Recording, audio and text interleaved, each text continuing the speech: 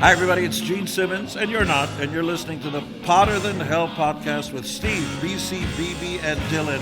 But you knew that, didn't you? Ladies and gentlemen, welcome to the Potter Than Hell podcast. This is your last stop on the crazy train of hard rock and heavy metal. So sit back, buckle in, and hang on. Here we go.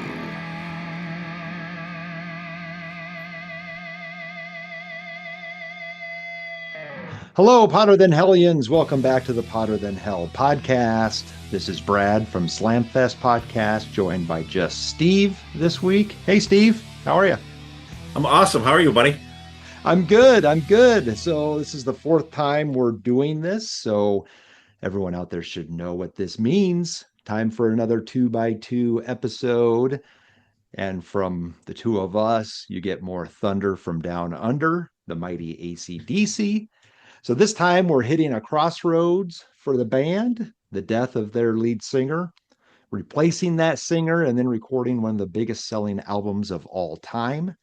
Not just one of the biggest selling rock albums of all time, one of the biggest selling albums of all time, period.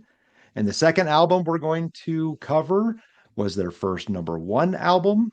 They had two others hit #1, but it'll be a little while until we make it to those two, Steve. So how are things going for you and Potter Than Hell?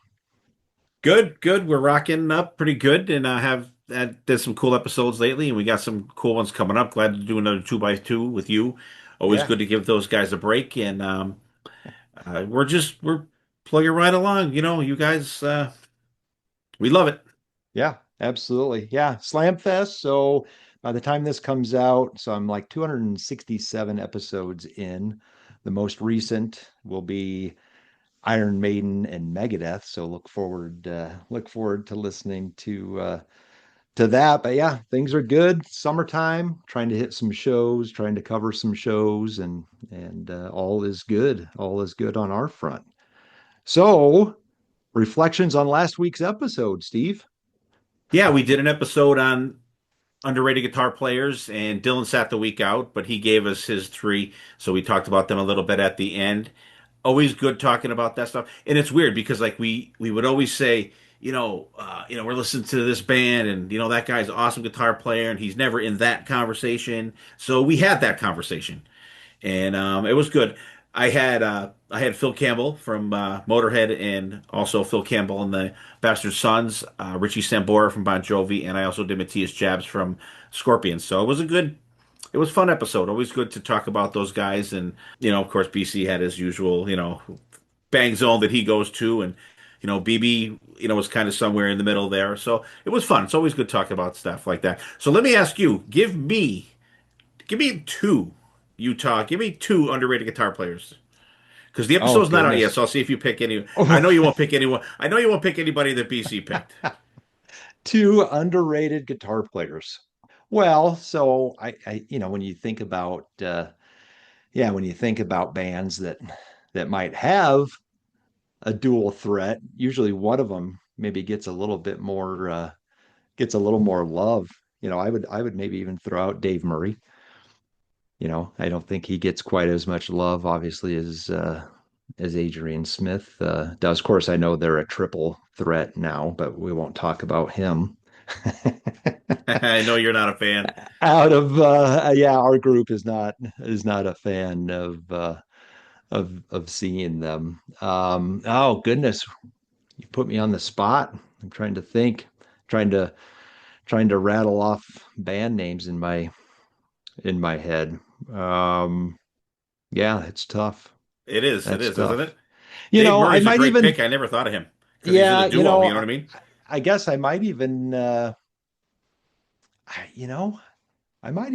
one talks about Phil Collen, Def Leppard. Oh, So, we just you guys will have to wait. You're going to hear about some Def Leppard here coming up on Slamfest, probably in cool. another week after this episode drops. But yeah, nobody really talks about. They That's talk true. about him being shirtless all the time, right? But I know. I think Hey, if I look like that at his age, I'd go around shirtless too. I'd flaunt it too. I'd God flaunt damn. it too. Yeah. He was on my short list. Was he? Okay. Yeah. Yeah. Nice. Very good. Very good. All right, Steve. So what are we listening to? What do you got? All right. I was listening to Classic Rewind the other night, and one of the DJs was on there, and she was talking about the Kiss thing in Vegas and everything, and so she played "Shout It Out Loud" from Kiss Alive 2, and so I'm like, you know what? It just boom hit the bell, so shut that off, threw on Kiss Alive 2, listened to that all the way through. Then I'm like, might as well keep it going. Did Kiss Alive, and today I was kind of reviewing some notes for our next I Remember Now podcast episode with my buddy Ray, and we were talking about the song Operation Mindcrime, and like it just popped in my head. I just shut whatever I was doing down and listened to Mindcrime all the way through. So that's just a sample of the stuff I got going, but they were like the three most recent ones, like full albums that I listened to. Nice. So again, I always say this on your podcast, Steve, as a podcaster, right? Always prepping.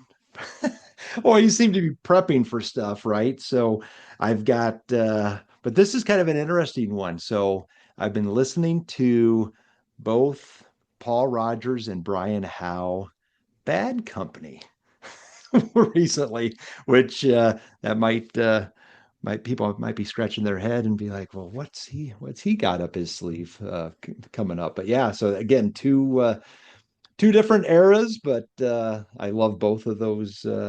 I love both those singers in that band, so that's a big one. And then even some Y&T in there potentially for an upcoming episode. So, what are your thoughts on the Bad Company stuff, Steve? I guess I can't. I mean, you Well, guys talk about it with when you do the classic rock stuff, but yeah, I'm glad you asked. I've seen both versions, and the first version I saw was the Brian Howe version.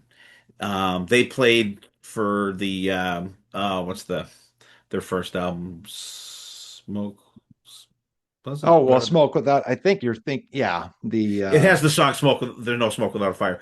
yeah. So it was they were touring for that, and Damn Yankees opened up for them. So I was at that show. So that was my first time seeing those guys, and I loved it. I thought it was fantastic. And then a couple years later, after Brian Howe was out and Paul Rogers came back, I saw the the original Bad Company with Paul Rogers, and what a strutter that guy is. Good Lord. He was like a fucking peacock up there. And I'm like, what is this guy doing? He's like, I mean, he's probably in his 80s now, but I'm thinking he's probably like 60, at that time old, because this was back in the 90s, I think it was, 90s, early 2000s. And I'm like, give me Brian Howe back. Right. I like some of the classic songs, the hits, but I love that stuff with Brian Howe, and it was Oh great. yeah. He did the classic stuff justice too, but just like seeing Paul Rogers strutting up there like he was king shit. I'm like, that just totally turned me off for those guys. Would that have been before or after his stint with Queen?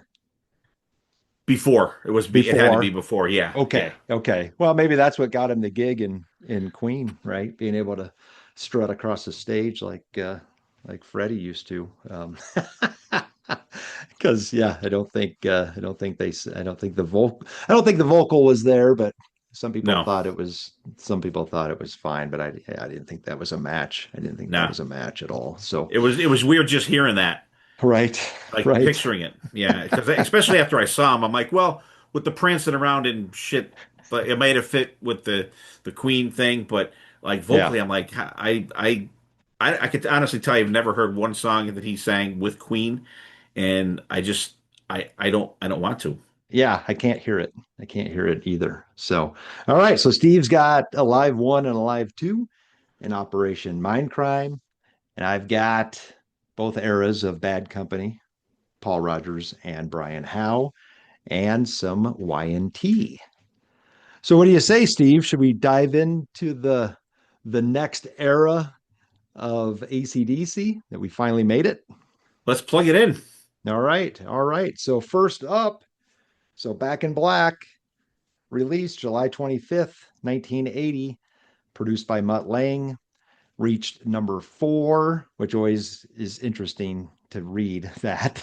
It did not hit number one, but that's how that stuff goes, right? Because again, this wasn't necessarily a, well, I went back and kind of looked at how it got certified and when it was certified, the different times platinum and all of that. But that's interesting, right? So reach number four, and at least from a North America standpoint, United States specifically, it is certified 27 times platinum, which I know it's north of 50, I think, worldwide, I believe. But what is your background with this album, Steve? Yeah, I was semi-aware of AC/DC at the time. I'm sure I heard Highway to Hell and maybe a couple other songs from back in the day, but I was still at this time in the main throes of Kiss, but getting into Van Halen. So this was the time that I was starting to open up to new music and everything like that. And I, of course, heard Back in Black on the radio and Shook Me All Night, whatever the singles they were playing were. But I remember getting it. And then hearing about this is the new singer and everything. So then I got this album. I think my brother, which is very rare in my house for my brother to have an album before me. And so I was like, "Oh, this is great!" So I started listening to that, and I've been hooked ever since. And it was good too because at the time I had a paper route, so I had some money to buy some albums. So I wasn't going crazy, but I was able to get like an album every 2 weeks or something like that. So I went back and I got I think we talked about it on the first or second episode. I picked up Let There Be Rock next. So then I kind of kept on going, and that's what I got for Back in Black though. It still hits my turntable all the time. Yeah. So the Brian Johnson era, and I probably mentioned this on the intro one because I think we talked about our backgrounds in general with AC/DC, but Brian Johnson era is where I got introduced to them and then obviously went backwards. But I think the actual introduction was the next album that we'll talk about. And my brother had gotten that, and then he went backwards and then obviously went forward real time with flick of the switch and going on from there. So always thought this title was Black and Black. I always got that always got that mixed up as a kid. And of course, I mean it makes sense, Back in Black. And I'll ask you about the album cover here in a second as well, Steve. But I vividly remember the inner sleeve picture, right? All those the black and white pictures in there. And I feel like the songs were out of order on the back of the album. Were they out of order on the LP? For some reason, I'm thinking they might have Um, been out of order, and I know yeah, that's happened with Kiss albums I before. I meant to pull mine off my shelf Did too. you? Yeah, Yeah. I just have this memory of them being out of order for whatever reason. And so what's funny is, so my brother had this on vinyl, and when he would dub stuff for me, he had like a mute button. If he's going from LP to cassette, he had a mute button on his Pioneer stereo system. And so my mom made him mute out any of the inappropriate, they didn't just come out and swear on these, but of course they're just loaded with innuendo and all that stuff. So what I can remember specifically is my version of Shake a Leg, like Magazine's Wet Dreams, Dirty Women on the machine for me was completely butchered. Doop, doop, doop, And doop. it was awful.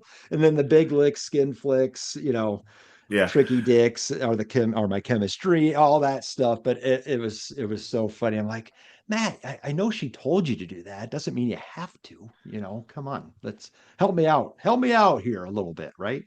So, but yeah, obviously, and my brother, I think he had a poster of the Back in Black tour, of the band playing and the lighting and all the amps and all that stuff. So again, yeah, vivid memories of this stuff in the early 80s for sure. So obviously, and I mentioned the album cover, Steve. So what are your thoughts on this album cover? it's funny because it's black, but it's embossed, and I guess they wanted it totally black, but the record company wouldn't do it unless they outlined the AC/DC in like a light gray. But I mean, it's still, I mean, one of the most recognizable covers out there, regardless of it's just black. It's just a black album. But that's any embossed album, like everyone did with Double Platinum. You Right. got the pencil out and you got the tracing paper and you did that. Even though it's not a really complicated logo um, to duplicate, but like you still did it. But Right. because it was cool. Right.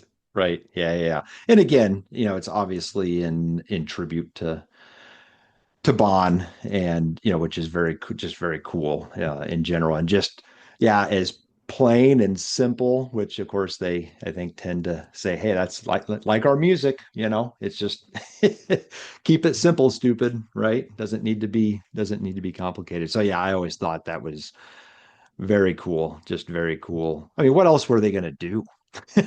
Really? Right, right, yeah, what yeah. what else would they have actually done Yeah, in because I mean, you that figure too situation? with Highway to Hell, and of course, if you want blood, you got to be in the last ones. Like, I think they made a wise decision of not putting a band picture on the album itself. I think it was a very wise decision for them to do that, so it didn't, it was a tribute to him, but it was a subtle tribute to him, and it Yeah. didn't throw the new guy right in your face. It just kind of, okay, here's the album, give it a shot. Yep. Yep. Yep. Because again, I mean, he died in I think February of 80, I believe. And they started recording this, I In think, in April and April, May. yep. Yeah. Which again, how people deal with loss, differently. I'm sure they wanted to get to work, uh, and obviously pay tribute to him, because then it came out in July. So things moved quickly back then. Yeah, That's for sure. not anymore. Not anymore. No, no, no. So as we've done on the other episodes, Steve, let's do this Slamfest style, where you can take side one, and then I'll talk about side one, and then we can flip it, and I can start with side two, and then you can give comments on side two. Does that work? All right, why don't you do me a favor? And I have a reason for this. Okay. You need to do side one. Okay. That works. That works for Okay, me. okay. Yeah. There's a method to my madness. I've mentioned it before, but I want to go there again. No, you're good. You're good. You're good. I will take side one first. Absolutely. All right. So it kicks off with Hell's Bells. Technically the second single off of the album. And again, always thought it was a little odd. Just again, it's more of a mid-tempo song, but it had to open the album, obviously, with the bells, and as paying tribute to Bond. But of course, in my younger years, I'm always like, oh, they got to start with the title cut, don't they?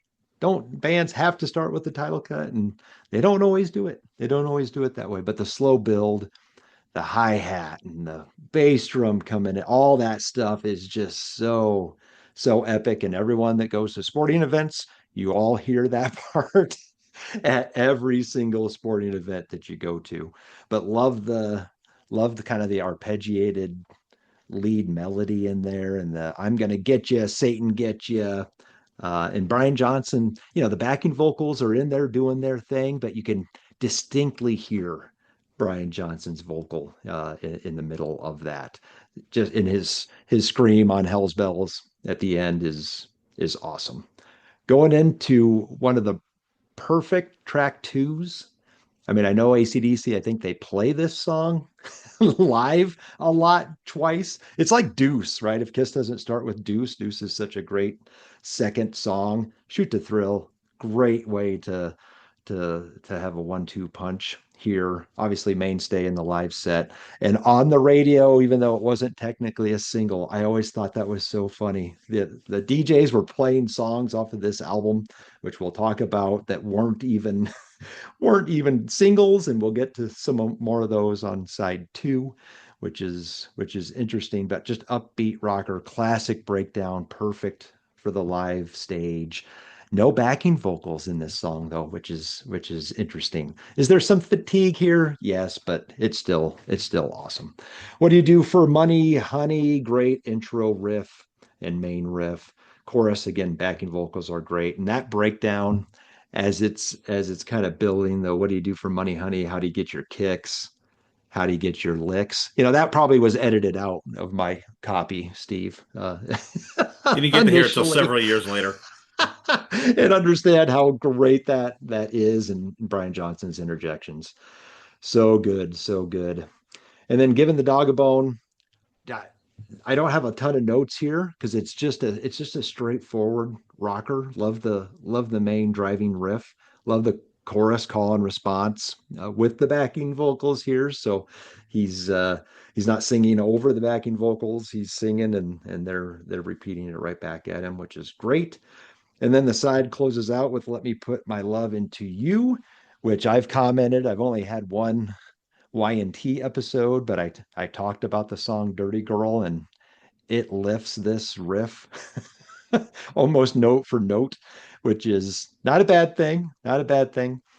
Killer intro for that, and the bridge I think is awesome. Great riff during that part as well. Again, some people think this is kind of a slower, mellower song, but I mean it's filthy. I mean, filthy, filthy, filthy. Let me put my love into you, Steve. Did you even get to listen to the song at all? That song was probably left off the whole thing. I always thought it was a 9-track They album. just said there's only So, 9 songs on this album. Where'd that other song come from? The but Japanese bonus track. yeah, there you go. There you go. But yeah, great opening side. What say you? Okay, now, all right, Brad. Now there's a method to my madness for going second because when I first got this album, well, when my brother first got this album, I hate saying that because it might be the only time in history it ever happened. But um, when he got it, and we talked about it before, I went to get my copy. The songs are not in order on the back. So the very first song that it says in the back is "Back in Black," and then "Hell's Bells." So I didn't look at side numbers. I just looked at the first song. So side two was always side one for me. Side one was always side two for me. Uh, So um, and it was weird prepping for this episode because I was listening to it in the actual order. And I gotta say, it probably wasn't until the late '90s, early 2000s that I ever even noticed that I was listening to it wrong. yeah, yeah. I mean, there's no wrong way to listen to it, but you know. No, no, Um, yeah, yeah. I always thought that Hell's Bells was the first song on side two. Good side two opener. I'm not saying nothing about being bad, but the bells, like it is such. They actually they tried to record bells from different places around where they were recording, and it just didn't work out. So they actually had a bell made, and they used that for the recording. The bell rings 13 times in the song.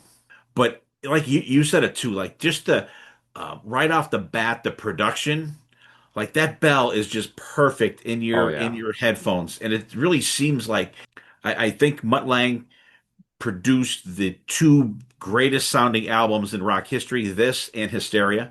I don't care what people say about Hysteria, but the production is just absolutely stellar on the when it kicks in, like it's just got that evil groove to it and this is your introduction to the new singer. I'm a Rolling Thunder. That's the very first thing you hear from this guy. Not for me, but for the majority of the people that pay attention to shit out there. Yep. But just a great one, like the background vocals. And you're right, you hear this at every sporting event that you go to, no matter what sport it is. Doesn't matter if you had a baseball game, a hockey game, or football game.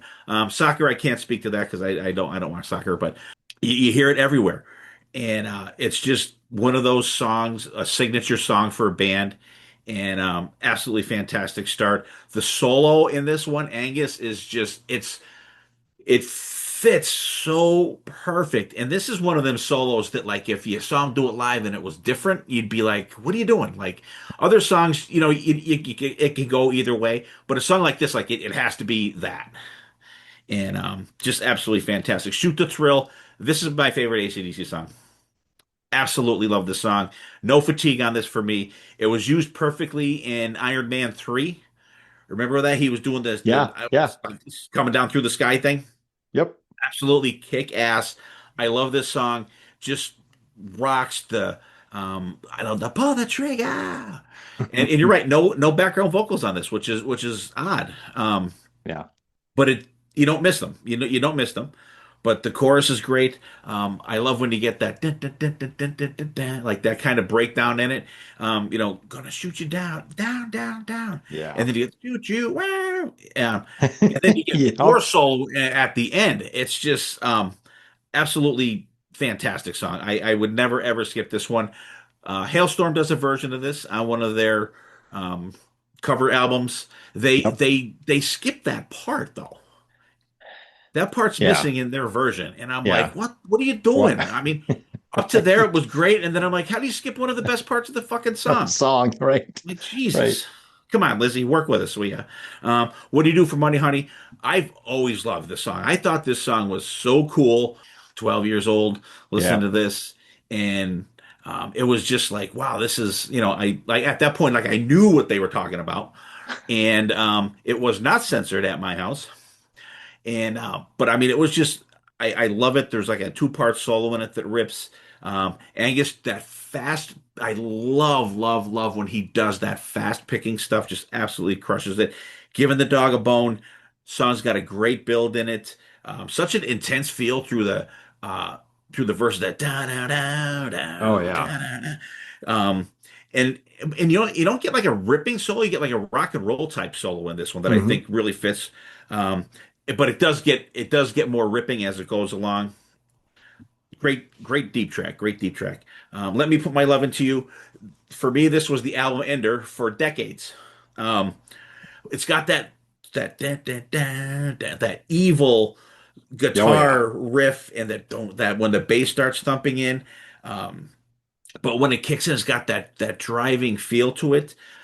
Brian's vocals are great on this one. Let me cut your cake with my knife.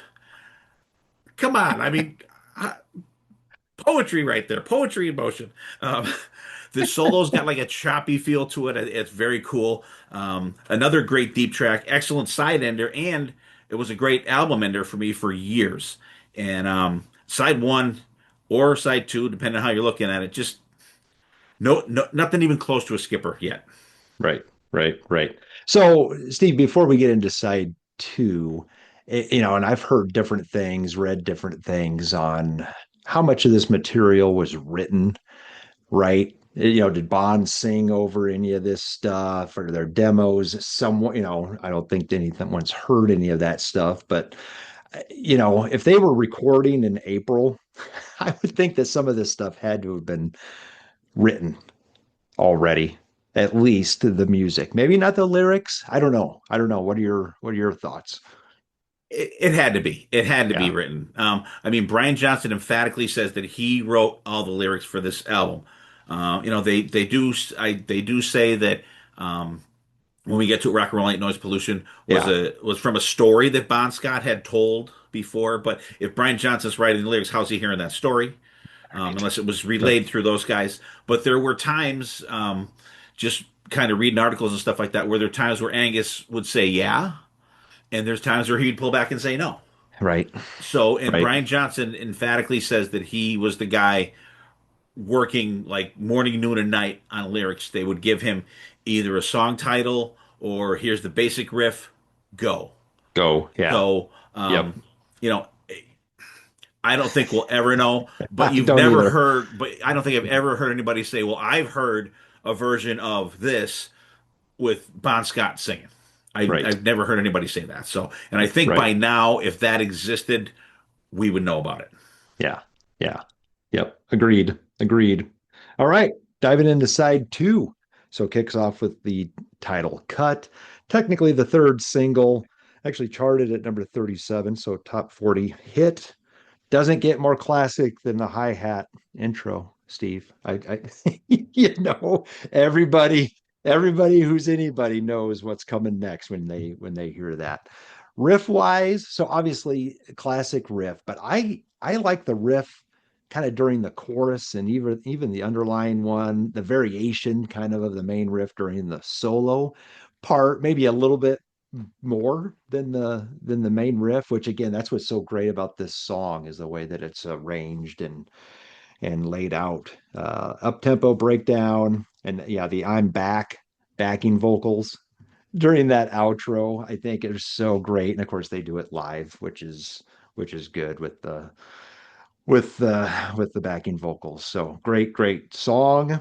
You Shook Me All Night Long, track two. So technically the first single charted at number 35. So, what's funny, Steve, is I think about the re-release off of Who Made Who, right? They did a video for it and all of that stuff. And you're trying to think, when was this song bigger? Was it was it bigger in 1980 or was it bigger in 1986? Because I couldn't get away from that video. That video was freaking on constantly on MTV. So kind of interesting that they did re-release it. And I think it was successful for them the second time around as well. Have a Drink on Me. I mean, again, I think this gets some airplay. not technically a single, but gets some airplay. Probably my favorite song on the album. I think it's between this and the next song. Probably again, probably because I was gypped out of some of the raunchy lyrics as I was growing up. But so bluesy lead intro with Have a Drink into a great riff, great lyrics. I mean, gosh, Steve, I used to make mixes of songs about drinking back in the day, and of course, this probably kicked it off every time. Great Get Stoned before the solo, and then that breakdown. They're gonna roll around, gonna hit the ground, take another swing, have another drink, gotta drink it dry, gonna get me high. Come on, all boys, make a noise. Have a drink on me, and the backing vocals. So good. So good. Great song. So Shake a Leg, the aforementioned. That riff, I absolutely love. I love that riff. And again, bluesy, just bluesy riff in there. Great stuff. Backing vocals are great. The shake it and come on before the solo as well, and then the aforementioned lyrics that got cut out. But love that song. And then the album closes out with Rock and Roll Ain't Noise Pollution. Technically a single, fourth single. Again, great bluesy riff, and you gotta love the lighting of the cigarette and the exhaling before he starts singing. I mean, that is so good. Just paints a picture, just sets the mood. And then of course it kicks in that same intro riff, but obviously heavier. And always loved It Will Survive, Yes It Will, and Brian's laugh. Just that genuine little laugh that he does after that part was always great. So yeah, great side. Actually, Steve, one of the AC/DC episodes I did with my brother on, we did this as a Which Side Are You On? And my brother had an interesting comment that I'll say after you go through and we kind of close it off. But yeah, great album from top to bottom. All right, yeah. My original side one, Back in Black, and at the beginning of that the first three, that's him on scraping the strings. Oh, is it? Okay. Listen to that because there's two Okay. different tones. The initial ones, it's muted with the pick, and then you get the hi hat that brings in the riff. So listen to that a little closer next time that you hear it. Yeah, we'll do. And because I was wondering why it was two different tones, and then I'm like, that's a freaking guitar strings. muted. Yeah. Muted. In that. I mean, and this is another song that you hear at every goddamn sporting event too.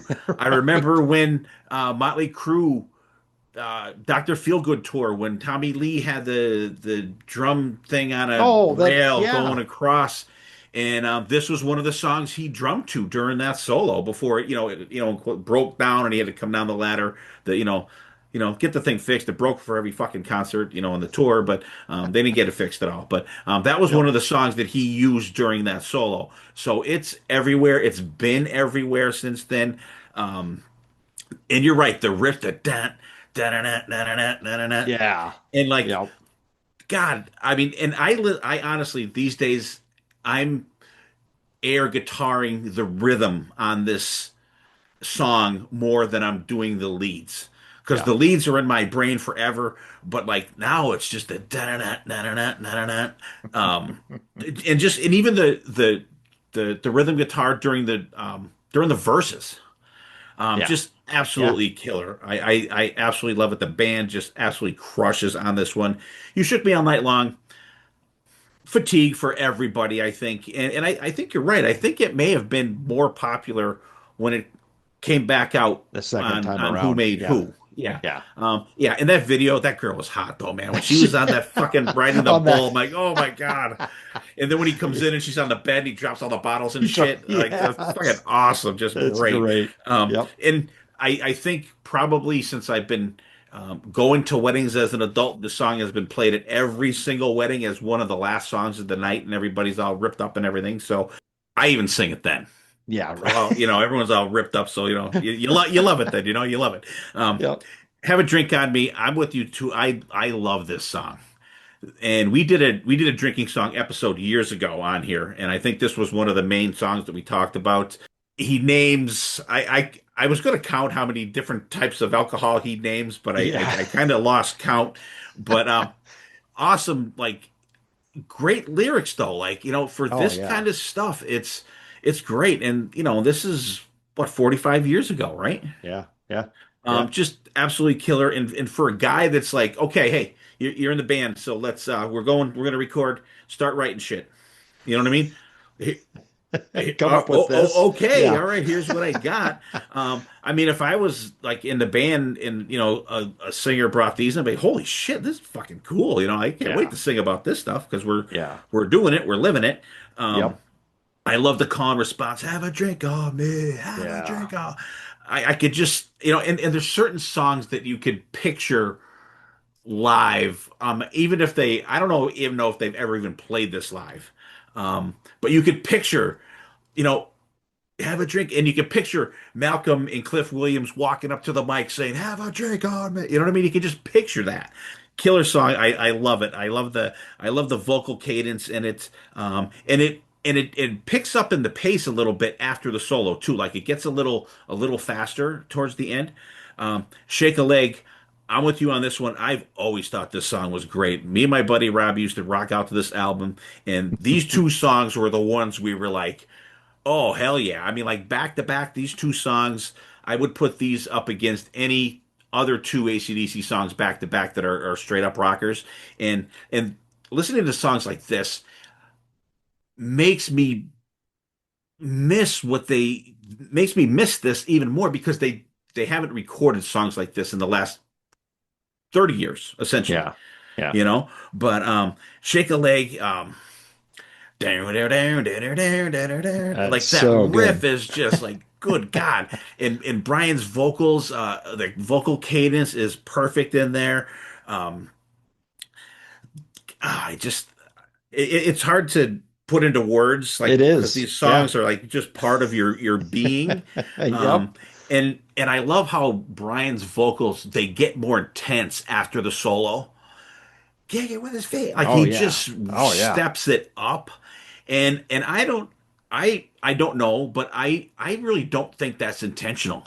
I think that's just like in the moment kind of like going for it. Knowing Mutt Lang, it's probably not. He probably made him do it 1,000 times, but Right. it's more intense as after that solo. It's just and I think it's one of the things that just makes that song that much better. Absolutely love it. Rock and Roll Ain't Noise Pollution. This was always a cool song. You know what? It's like that smoky club atmosphere type song. You can picture them just like, all right, fuck it, we'll do one more.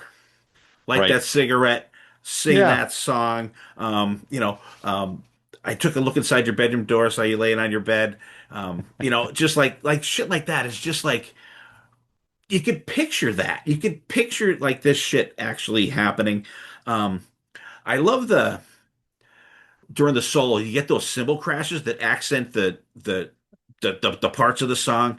Um, awesome way to in the album in my mind. But killer into actual side one or side two actual album ender. But Yeah. like I I don't even though there's you shook me all night long. I there's nothing to really skip on this album. It is like it's Mm-mm. perfect. Yeah. Right. Right. Right. So yeah. So on that episode where I threw this out to my brother and I on this, his comment, Steve, he said, I don't. He goes, it's side two all the way, and I don't think it's even close. And with regards to, I think, have a drink, shake a leg, rock and roll ain't noise pollution. I think he may have even said that he would put side two of Back in Black up against any side of any album from anybody out there. And it's like, whoa. I mean, I don't, and I didn't know that. And again, I've, you know, known that he's a AC/DC fan for 40 years. And I don't think I ever knew that he had that feeling of side two over side one. So I thought that was I thought that was interesting coming from a huge Yeah, AC/DC you know fan. I what? mean, that's And his band. I don't know what I would pick there. Side That one or right? side two. I don't Yeah, know. yeah, I mean, yeah. I would probably go with side two myself Yep. because I love Hell's Bells, but I don't know. I'm not used to it being the opener number one, and I think that's just in my head that Back in Black is a better album opener than Hell's Bells because it gets Right, you right. rocking more, and Hell's Bells is more like an atmospheric kind of song. Yes. What if Shoot to Thrill was number two on side two Oh, good instead of Lord. You Shook I Me? would never take it off my fucking turntable. I just That play it on a would, loop. I think that with what my brother said, I would say, holy cow. That, I'm gonna yeah, make a that playlist would of that be now. of that now, those five songs, rounding out that album. Yeah. So good, so good. Yeah, And yeah, and so I went back and looked at the RIAA. You can look up that website and you can put in albums and you can see at least when stuff was certified, right? It's not sales when they happen per se, but this thing went gold and platinum, I think about 6 months after it was released. That's when they certified it, at that point. And then it was at 5 million in 1984 and then 9 million in 1990.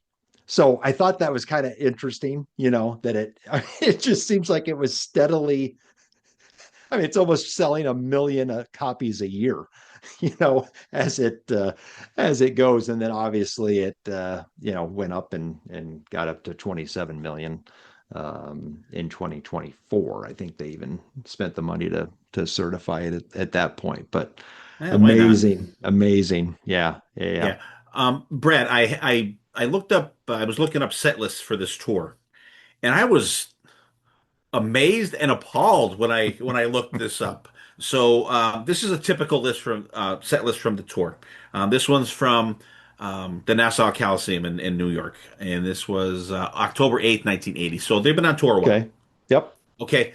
Open up with Hell's Bells, Shot Down in Flames, Sin City, Back in Black, Bad Boy Boogie, The Jack, Highway to Hell, What Do You Do for Money, Honey, which would be freaking awesome. Yep.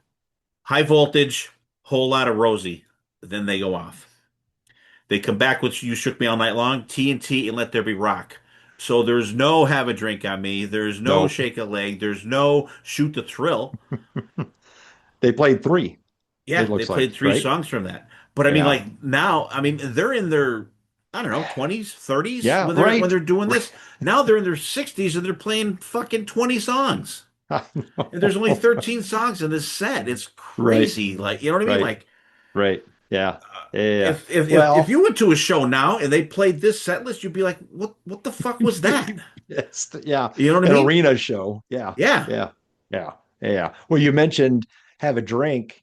So they're playing Have a Drink, Hmm. right, on this I was gonna tour. say you just saw them. Yeah, and they played it 10 years ago on the Rocker Bus tour too. So they pulled it out. I don't remember the previous time that they had played it, but they played it on the last two tours, which was awesome. And yeah, that's when I think they pulled Sin City out as well. So hearing those two songs was great on the last two tours. But yeah, yeah, not a skipper on this at all. Good stuff. Good stuff.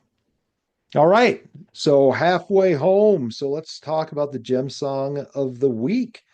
So what I've been doing, because I've been choosing this during the AC/DC 2x2, so I've kind of tried to choose a band that sounds like AC/DC at least, or has that same vibe. So sticking with that same theme, here's a song off of Crocus's 1982 album, One Vice at a Time. Long Stick Goes Boom.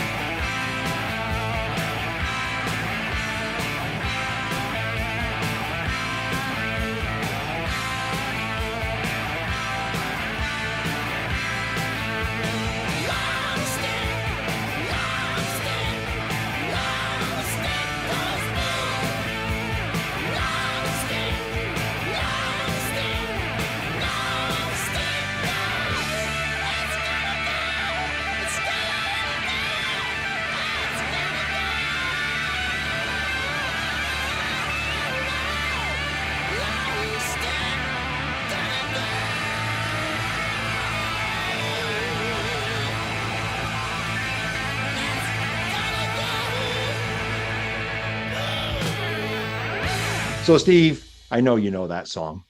Oh yeah, yeah. I'm a huge Crocus fan. Have my original vinyl. That's still great song. They're still playing that to this day. Always a fan. I've always liked that song. I thought it was cool. Yeah. First time I ever saw that was I couldn't even tell you. I think it was on the USA Network. It was a concert. It was a club show, and it was Crocus. They were on the One Vice at a Time tour, Yep. and they played this. I was like, wow, and like because I had heard of them, but I'd never heard them, and I was like, wow, this shit is great. Because I went out and I bought hardware right after I saw that Right. because I specifically remember them doing Easy Rocker and Rock City, and I looked for the album that hopefully they were on the same album, which they are. So I bought that album first, and then I bought One Vice at a Time. So like the first time I got to see them was not live, being there live, but live playing live, and I One Vice at a Time was the next album I bought from those guys, and it just my fandom just continued from there. Yep. Yep. So yeah, those early albums, obviously there's a lot of similarities to AC/DC, and then they got into, some of the glam, the hairband stuff, and then they kind of got back to it a little bit, and then the stuff, yeah, kind of in the 2000s, they kind of got back to that sound as well, sounding like AC/DC. So hidden gems, Steve, what you got? All right. We talked about this song before. One of my favorite songs, "Shake a Leg" from the album. It's on it. It was I forget the name of the tribute album that it was on, but it's on like a box set tribute album type thing called High Voltage Box: The Ultimate AC/DC Tribute. And this is "Shake a Leg," and it's with John Corabi on vocals and Bruce Kulick on guitar. Just like great, great rendition of it. Hard rocking. Bruce tears it up on there. I think the guitars are maybe a little too hair bandish type stuff on there. Still ripping though. It still has the spirit of the song, and especially John Corabi's like raspy vocals on it are Yeah, really good. But yeah. just another different version to out there to enjoy. And there's like I think there's let me see. There's like 30 songs, 30 cover songs on Yeah, this yeah, album. yeah. So Yep, there's a lot yep. to take in there. But I mean, there's some good bands on there. Like Dee Snider's on there with Scott Ian, Lemmy's on there, uh, Joe Lynn Turner, Phil Collin, Great White does a song, Whitford Crane and Klaus from Ugly Kid Joe. So there's a lot of cool different combinations on Combinations. that Yeah, I album. remember Yeah, that. so it's I very remember that interesting. coming out. Yeah. Yeah, very good, very cool, very cool. Yeah, for me, so hidden gem, I stuck with Crocus, but I went with album from 2003, Rock the Block. So again, talking about kind of the post 2000s albums, and a lot of them going back and sounding like AC/DC. I remember that coming out, 14 songs on that album, which is a little high from a song count, but Mad World, Raise Your Hands, Freedom, and then the title cut, kind of specifically Rock the Block.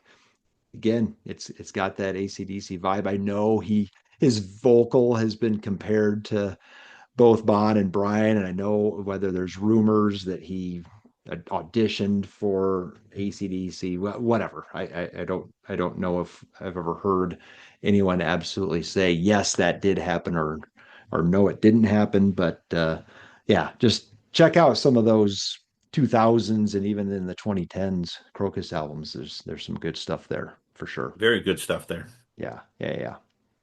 All right, moving on to the second album from the night. So obviously the follow-up to, to Back in Black, which again, when they wrote this and recorded it, Back in Black was not the biggest selling album of all time. Okay. So, but it was obviously a very good record, and it was getting a lot of kudos even back at that time. So for those about to rock, we salute you. Released November 20th, 1981, produced by Mutt Lange, charted at number one, and is certified 4 times platinum. So, right, for those about to rock, I know it just says for those about to rock. at the bottom of the album cover, which we can talk about too, Steve. The "We Salute You" I know is part of the song, but I don't think it says "We Salute You" at the bottom. Oh, it says it on the back of on the. the That's back. right. That's right. It says it back on the back of the album. So, what's your background with this one? Okay, this was the first album, and actually, this is my original album right here. Yep, It's got nice. like the copper color. It's got the cannon on the front. I love the cannon. The cannon's great, and on the Apple version of it, the cannon fires like when you have it on your screen. Um, this was the first album that I owned from AC/DC, and this was the first album that I ever won from a radio station. Nice. Yeah, one of our local radio station, I think it's still playing, is KRZ, but they play all kind of pop shit now. But Yeah. I won it off. It was caller 7 or whatever the hell, and I won it, and it came. It wasn't like mail now. It came like in the 3 days. So I had it. First one I've had. So it was you didn't have streaming. You heard what you heard on the radio, unless you had the album. So I didn't have the album yet. So I only knew for those about to rock, we salute you. I heard it on on their station and probably elsewhere. But I remember dropping the needle on it. I still have a soft spot for this album. You know what I mean? Because it's like your first that they actually Yeah. had, and Yeah. um and I was like kind of proud. I told my brother, "Don't buy the next AC/DC album. I got it now. I got it myself." Kind of deal. Because we shared Right. a room, so I was like, "You don't need to buy that now. I'm in charge of AC/DC now." So that's what I got for that one. Nice. Nice. Yeah. So memories for this one. Again, I think this was the first one that was in our household. And there is a picture of my brother Christmas morning. So this came out in November. My guess is he got it in 81 for Christmas. But it's great looking at old photo albums when I go back home. And sure enough, there's this picture of him holding up his album, big grin on it. I think he even had an ACDC hat. I think he got a hat too for Christmas. But that picture is awesome. So again, I think this was really my introduction to them as well. And you mentioned the album cover again, pretty simple and plain, and obviously the canon comes into play, not only on the song, but in their live concerts from this tour moving forward, which obviously we'll talk about the studio version of the song. But yeah, I love it. Again, I love that it's just plain, and I love the fact that they probably had all kinds of different options on different kind of cannons, and using an old Civil War cannon, I think is perfect for sure, for sure. So what do you think, Steve? You want to start us off on this one, on side Yeah, one? sure, absolutely. Okay. Yeah, for those about to rock, we salute you. I that another iconic album opening notes. I don't know because it's not really a riff that kind of Right. sounds like finger picking, but I think it's just with a pick.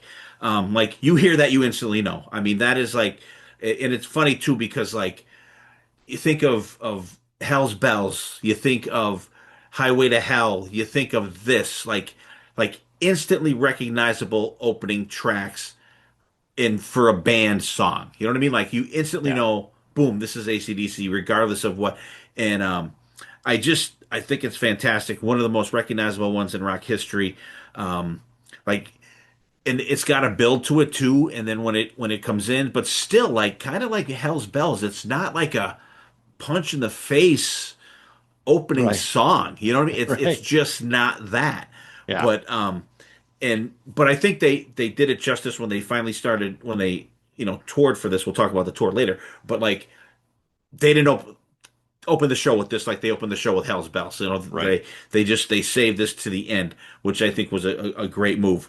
You know the background vocals are it's a plotting song, but like when it picks up and you get the cannons firing and I tried to put myself in the place where I first listened to this, and I was kind of like, okay, this is all right. I'm used to shake a leg and shoot the thrill and have a drink on me, and I'm like, okay, it's. I hope it's coming. I hope it's coming, and Right. then like you get that payoff at the end of the song, and the cannons are great. I tried counting the cannons, but like when he's soloing towards the end, the cannons get kind of lost in the mix a little bit. And I don't think that the production is even close to being as good as it is on Back in Black. I don't know if it's a studio thing or they something's different on this one. It's good, but it's not as great as Back in Black. But like Angus absolutely tears it up at the end of the song though. I love the cannons. I love cannon fire. It's awesome. Second track, Put the Finger on You. Another finger picking start. Yep. Same kind of thing there. The drums and the background vocals come in on it when they do. But I like the song's got a good build to it. But like when it gets going, it picks up more than and it doesn't take as long as the previous track does. And but I love it like when Angus and Malcolm they're playing during the chorus, but they're playing two completely different things. I love when they do that. So it's not just one straightforward rhythm track with each guy doing the same thing. Each guy's doing something different, and it's very discernible when you're listening to it. I always liked when they've done that with these guys, because some bands, like if you listen to a Kiss album, like the rhythms and the lead are playing together during the verses. You know, the only time they differentiate is when there's a solo. But these guys are playing something different uh, on most of their stuff, which I really think that's great. I love the pickup during the chorus one. Um, good second track, I think. Let's get it up. Down, down, down, down, down, down, down. I love that, and when that gets going, it's got such like a smooth groove to it. Um, it's not a balls out rocker, but like it's a fun track. Like it's just one that you could just put on and cruise down the road. I love right before the solo, come on, Ang, and then the solo kicks in. There's some cool like roars in there. Oh yeah. I have to find out what that's actually called when the like when they do that. You know what I mean? I don't know I what that's just say called. neck slide, yeah, Okay, I don't know I'll go with that. I don't know what the technical Yeah, term is either. and I love the one part he goes rah ga ga ga goo, like where the fuck did that come from? Like, but I chuckle to myself. I'm doing it right now. Every time I hear that, it just cracks me up when he does it. Makes it even a little more fun than it is.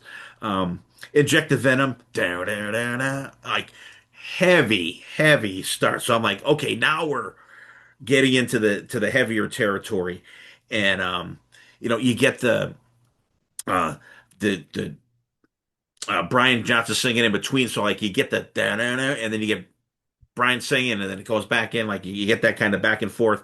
Yep. Um, I like this.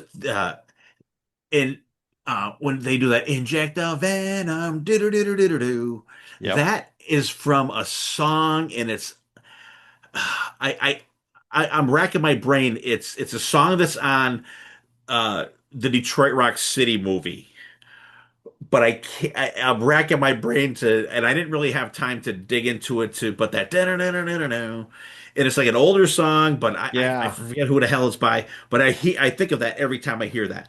Um, Great background vocals for the chorus, another really good solo, not ripping, but really good track. But I need a rocker though. I need like a freight train. I'm waiting for that. Last track on the first side, Snowballed. Riff starts off it's like a kind of like a Stark kind of riff that it starts off. One of the songs that some people are probably going, what song? What song is this? What? What's right, Yeah. right. Like more up tempo. The production seems different on this song. Like if you listen, put your headphones on Inject the Venom gets over with, and this one comes on. It seems like it's lower. I was like, what the? And I thought I was hearing things, but then I put it on a couple times, and it does. It gets lower. But I'm glad we're picking up the pace on this one. I really like the loose kind of riffs in the songs. Really kick ass on the solo though. Get some of my fast picking in there finally. I mean, we had some of that on the title track, but like in a different song, get it. There's some really squealy notes on this one that Angus plays that you don't get from him. Like Angus's version of pinch harmonics, I guess. Yeah. But different for him, but very cool. Picks up after the solo. Where I could like when that tempo picks up. This is when I could picture Angus doing his like duck walk rocking Yeah. to it. Yeah. A great end to side one. It's a fantastic deep track. When I started prepping for this one again, I'm like, ooh, I forgot how cool this song was. Yeah. Yeah. Nice. Nice. Yeah. So for those about to rock, epic, epic song. I mean, the intro, quote unquote intro, about a minute long, and then you get the Takes a while. strings from it. Takes a while, and it's like you said, I mean, it is kind of a plodding song, which is interesting, right? Back to back albums where not necessarily up tempo songs, but they both work, and they both work kind of in a different way. But yeah, I love his "We're Just Living for Today," right before the chorus, and of course the backing vocals are great. And again, Brian Johnson's voice is very prominent singing with those backing vocals. But then yeah, so the post solo, the pick up your balls and load up your cannon, 21 gun salute. So I count, and actually I was looking this up, Steve, seeing if people had made comments of how many shots there are. So I count 17, but I think there's a couple times in there where I think two of them are going off, but you can't discern, that it's happening, which I guess is a little odd. Why would you say that in the song and then not have it just obvious that it's that it's a 21 gun salute? Right. But so awesome, on the and I don't know what they used. I guess I have no idea what they used for that sound per se. If it was, I have no idea. But so live, so they've obviously had multiple cannons, right, that they've used over the years. So for this tour, the video for the song is just a live performance from, I think, Cap Center in Landover, Maryland. I think is where it's from. But though it's those they're the cannons are like they're hanging like from the Hmm. ceiling, like the PA would hang, and there's however many cannons kind of sticking out, just barrels, coming out of there. But those in that video, if you remember that video, I think it sounds so cool because the echo of them going off, you can just hear them and it sounds great. The next two tours, they actually used the Civil War cannons. So flick of the switch, they had them come up, they rose up on the side, and then my brother's first tour was Fly on the Wall, and they used them for that as well. And then after that, they got kind of crazy. they, these huge tubes coming out, and they had multiple. Hell, they might have had 8 of them, on stage by the time they got to some of the tours in the late 90s and mid 2000s and all that stuff. And I was always like, just go back to the Civil War cannons, man. That's so cool to see those things rising up in any of the videos that you see of those tours. It would have been cool. But anyway, wanted to touch on those cannons and the kind of the variations as they evolved. Put the finger on you. Love the guitar picking, and of course the lyrics are AC/DC lyrics. So close. I hit the spot. I put the I put the finger on you, and all that stuff. But love it. Love that song. Think it great in slot 2 there. Let's Get It Up, like you said, Steve. Just a good groove. It's not a balls all rocker, but it's got a great riff, great groove to it. Again, lyrics: loose lips sink ships. The moon is rising, and so am I. I mean, that's poetry. That's poetry right there. And then of course he's singing "I'll Never Go Down." I'll never go down, right? Let's get it up. Cool. Again, cool songs, but they're not yeah, they're not cookie cutter. They're kind of unique in their own way, and they're not all upbeat, and they're not all mid tempo. They've got their own thing going on, which is great. And then in check the Venom, the the call and response, ba da da da da da, right? And it's oh so good, so good. And he even spells out. I don't. I didn't know that he spelled out Venom in the song. Did you watch the lyrics at all? At one time, they tease the chorus and they go back to that start and stop riffing, and he says Venom. It almost sounds like he's saying something, but when you listen to it again, go back, he's actually just saying Yeah. Venom, which is interesting. And but yeah, leading into the solo too, I'm using the term neck slide, that the stick it in, stick it, and which I think is what you might have been talking about Yeah. as well. So awesome, awesome. And then Snowballed, yeah, closes out kind of an aggressive more almost a more aggressive vocal from Brian here. And I think the outro part is really cool. And I had kind of forgotten about this song too. I can't tell you the last time I had listened to it in its entirety, but all the snowballed over and over. But then you've been snow, bald, all that stuff. I think is great. I think it's a great deep cut that gets forgotten, and unfortunately, it's kind of buried at the end of the first side of the album. But awesome, awesome first side, and again, Steve, this was kind of your right. This is your first purchase or of ACDC, and this was the first ACDC album in our house too. So it holds a special place. But let's Oh, move on to side absolutely. two. Yeah, All yeah, right, side two starts with Evil Walks. You get that big chords at the beginning, which is cool to open a side. And in this album, I actually went in the actual sequence that it was meant to be listened to. So I'm right on target with this one. Then you get like kind of little plinky guitar in there that gets going, but like I like the big feel of it, like here we are, side two, like here we're back. I mean, he yeah, only had to take 5 seconds to flip the album, but we're back. Um, you can and I like listen to it. You could really hear like the little nub on the top of the drumstick hitting that closed hi hat because it's not like a it's more of a like a click, and I think it's so cool. It's like because you don't get that a lot. You usually just get the usual hi-hat stuff, whether it be like really hitting the hell out of it with like the side of the stick, or you get the open hi-hat where you're getting that feel to it. But this one, you're just getting that little nub hitting on there. Um, I love the line. I sometimes wonder where you park your broom. I think that's friggin' fantastic. Um, the background vocals are huge. Evil walks. Like, and you can picture them singing that, and like you could picture evil, whatever evil is, walking behind you. It goes down a little bit further. There's the solo is really good. It's got some cool, a little more squeals in there than we had before. But then it goes down. There's like a bridge after the solo with some little bluesy licks behind it that I think is very cool. I love there's some of him running the pick on the strings, not like not a pick slide, but like more of a crazy.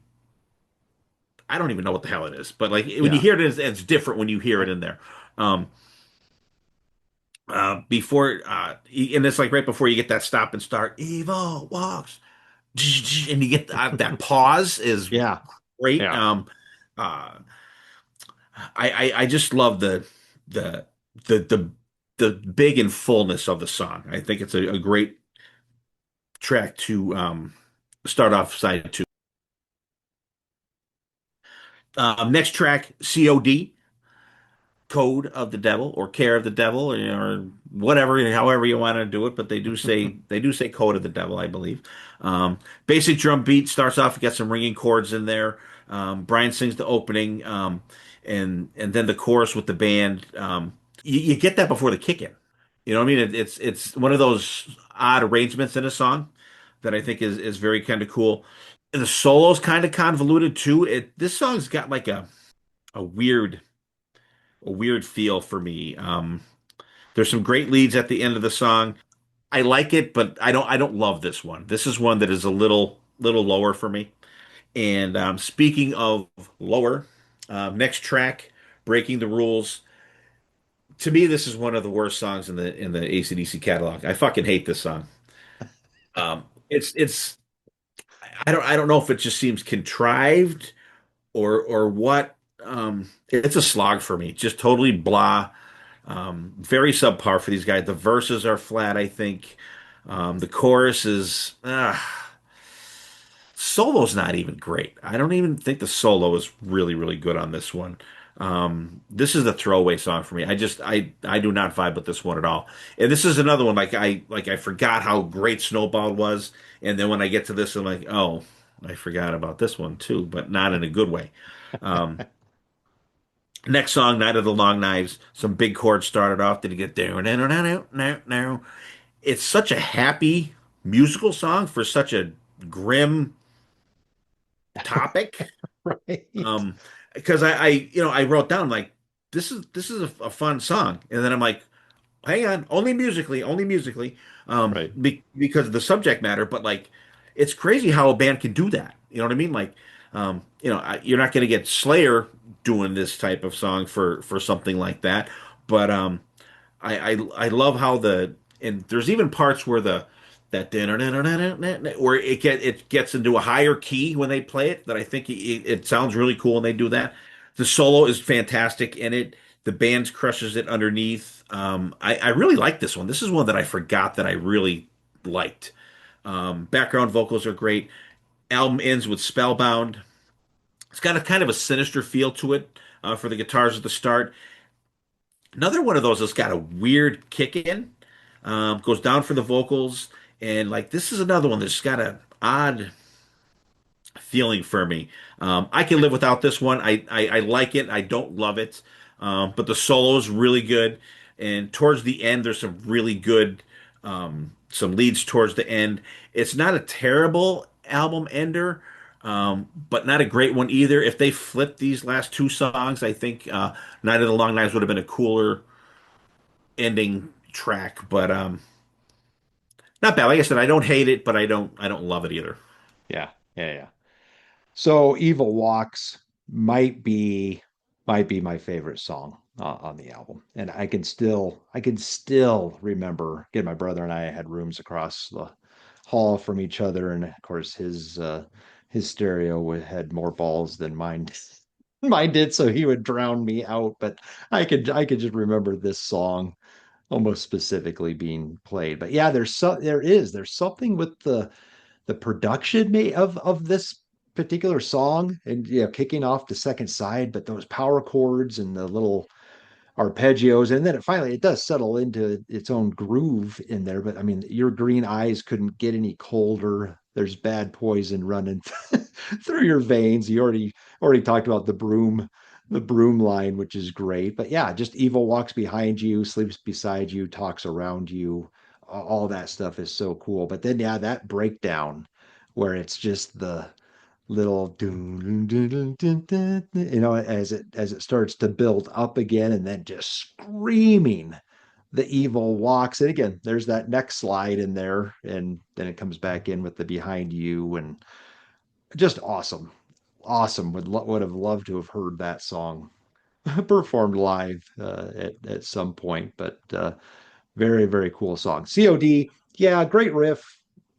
The chorus, the backing vocals, COD, and the devil and me, and all that stuff is good. But what's interesting, they mix it up at the end, because it's like COD, and then later on it's COD. Like they just They do it a kind of hold little it. bit different. Yeah, they do it just a little. I just think that's an awesome touch, to just mix that up a little bit in there.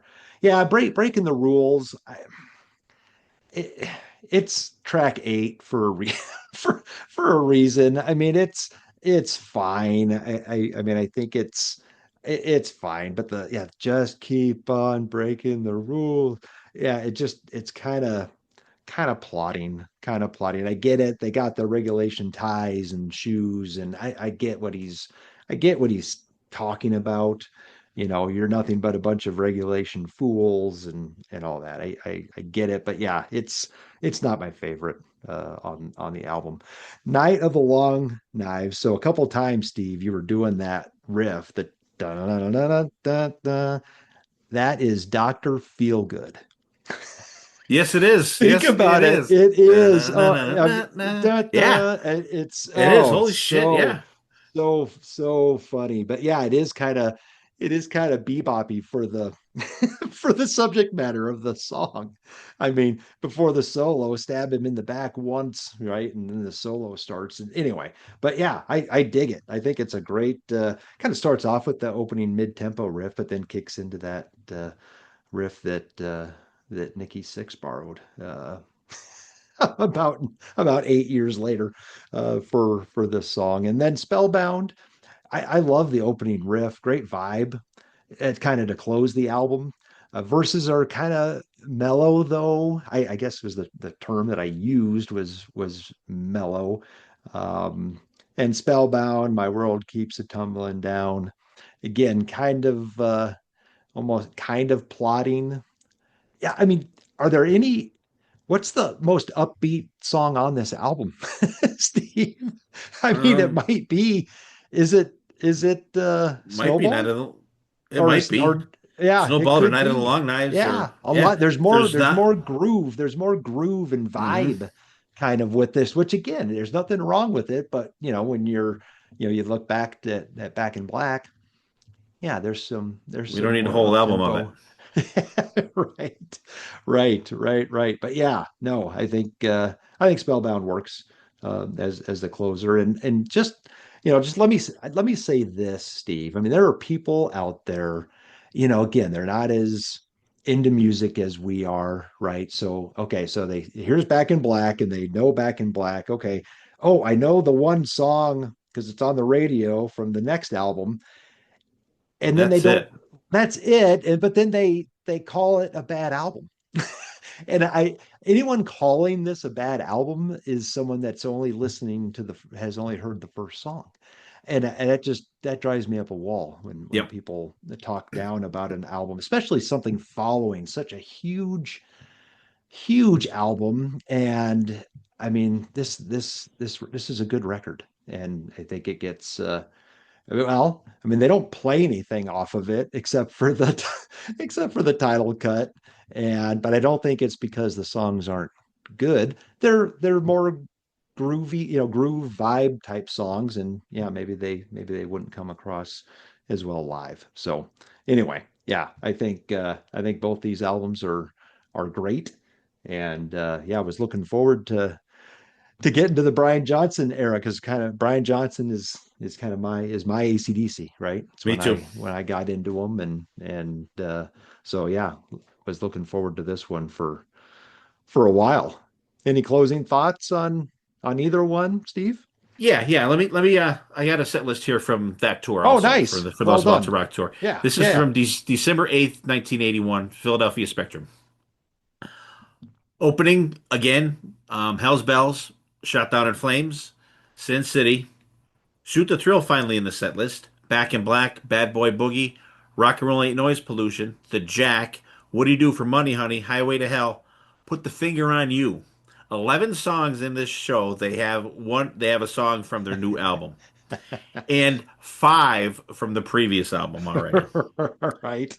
Then we get Dirty Deeds, a whole lot of Rosie, Let There Be Rock, They Go Off, They Come Back On, Shook Me All Night Long, TNT, and then For Those About to Rock. So Yeah. they put four more songs in the set, but they only played two songs from this album on this. I don't know if there were other ones thrown in here or there, but they're a band that usually stuck pretty much to their set list as they went along. But like, because I think by now, Back in Black is like people are Yeah. like, okay, yeah, and you can see why that this album, like, for those about to rock, went to number one because people are like, oh my God, Back in Black is so good. The next one has got to be great too. So I think that's where you got that surge, and they were finally able to get a number one album. But and then you could see as the sales went for the rest of it, like people are like, okay, this is not as good as Back in Black, but Right. Right. and Yeah. yeah, for Yeah. Back in Black, for me. I think it's a perfect album. Even with the fatigue of Shook Me All Night Long, even a little bit of fatigue on Hell's Bells, maybe Back in Black, but that and the solo, I just and I like it more now that I'm keying on that part. On that Um, part, yeah. yeah, Yeah. and the deep tracks in that. What do you do for money, honey? Shake a leg, have a drink on me. Just absolutely killer album. Yeah. Love it. Desert Island album for me. Not even anything close to a skipper for me. Like I said, I don't go to Hell's Bells. I don't go to Strictly All Night Long. But if they're on, I'm not turning them off. And for those about to rock, we salute you. Like I said, soft spot for that album was my first album that I had for myself from those guys. And it was fun going back to it, just listening to those deep tracks that I haven't heard in a while, and that you don't and you won't hear. You Yeah. may once in a while hear um, "Put the Finger on You" or "Let's Get It Up" rather, um, or "Put the Finger on You." You may hear either one of them on like the Boneyard once in a while, Sure. or like the deep tracks that they station that they have on them. But like that's pretty much the only time that you're going to hear those songs or anything else from those albums, unless you seek it out. If you're streaming it or have the album and you want to hear it. So that's the only way you're going to hear those other songs. And like you said, if you say, "Oh, that album sucks," you really haven't listened to it. So give it Right. a shot. If you guys out there have not checked out For Those About to Rock in a while, give the album a spin. Yeah.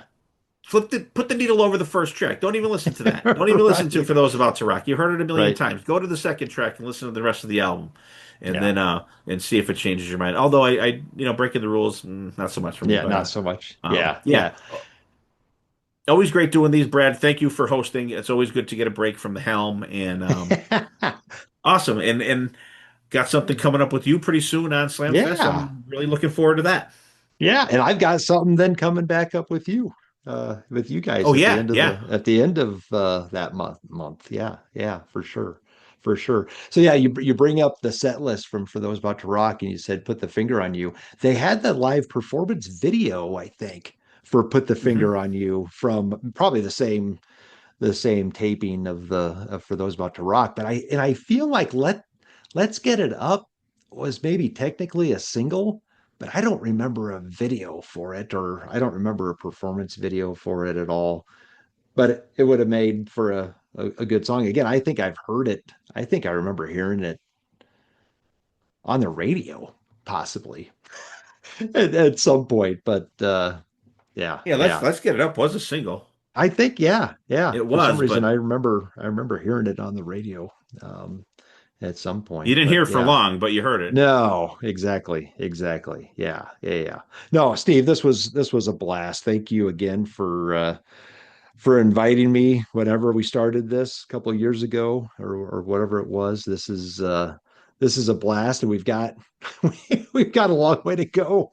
We We've do. got quite a few, and everyone says that AC/DC recorded the same album over and over and over.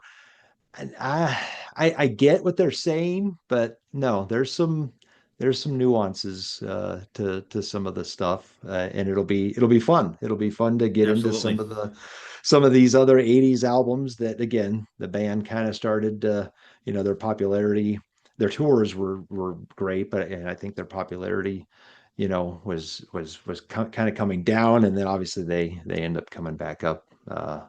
In the early '90s. But yeah, I can't wait for the next two, Steve. If you can see my shirt, I see it. yeah. So we got an interesting couple of albums coming up, for sure, from this band, and I look forward to doing that as well. So anything else from you? Are you good?